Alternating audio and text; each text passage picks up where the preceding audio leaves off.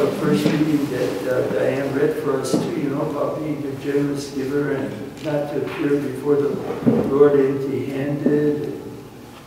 I don't know about you, but you know, in life, we always are trying to really save ourselves.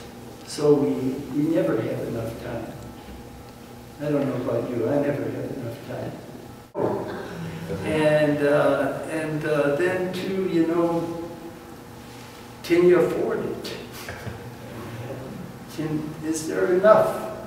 You know, I think I'm really am grateful to Dr. Bauer because when we usually go out after we make a holy hour together and have breakfast, you know, he'll always say, well, is that enough? You know, and I said, well, I think it's, you know, 15, 20%. He said, now let's put another $1. And then he'll say, you know, I've had daughters too who worked as waitresses. And they really depend on their tips. I just think it is so wonderful to be with people like that who call forth generosity, but then the Lord says, do it cheerfully, you know, not,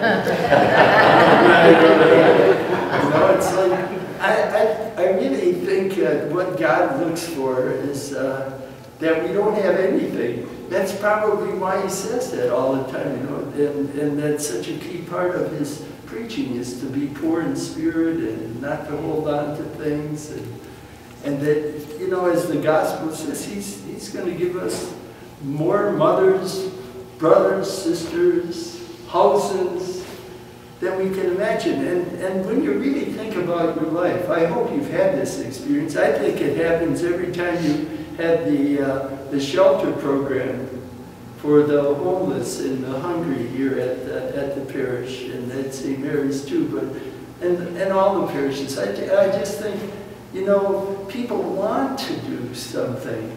They don't have to do it. They want to do something, and it's such a rewarding experience.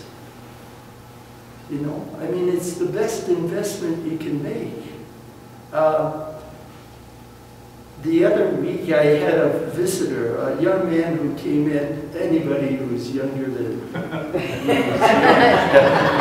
anyway, this young man came in and his wife had died, and I thought she had just, I remember when she died, he had stopped by. He's from the West Coast, Oregon, and he says, it's been 5 years now. I said, wow, 5 years. He says, I think I finally got it together.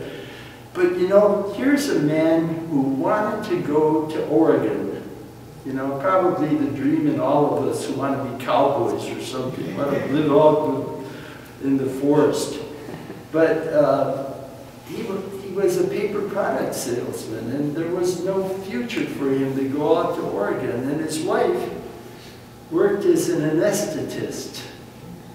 And she said to her husband, this was when they were first married, you know, we're never going to get to go there unless we tithe. And he says, tithe? And she says, right, tithe. And he says, well, let me tell you what that'll mean. And then he sits down, figures it all out, and he says, you know, we'd have to borrow $700 just to live. She says, well, believe me, we're never going to get to go if we don't tithe. So after a year of that kind of hassle, he finally agrees to it, and they begin to tithe. And the amazing thing happened. She got an offer to go out to the West Coast, to Oregon, to be an anesthetist. And that meant he had to give up his job. So he went in to see the boss to tell him, you know, I've always wanted to do this, and we're going to move out to Oregon. He said, well, so I have to quit. He said, well, we have paper products out there. Did you ever think of applying for the job? No. He said, no. He said, well, if you don't, and he figures out his bonus is $750 for his work up to that point. And then, when the guy said this, they paid his way out so that he could look for the job, look over the job. And so he goes out there with a job, with a bonus. And they have 3 beautiful children.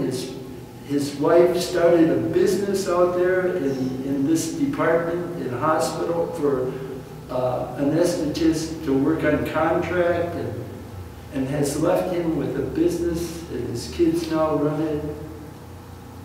I mean, you know, that woman had a lot of faith. She understood that if you don't give to God, you're not going to get from God, because that's who God is. He's the great giver. And I think it's so hard. It's the battle. It's always Adam and Eve looming in my life that says, you don't have enough.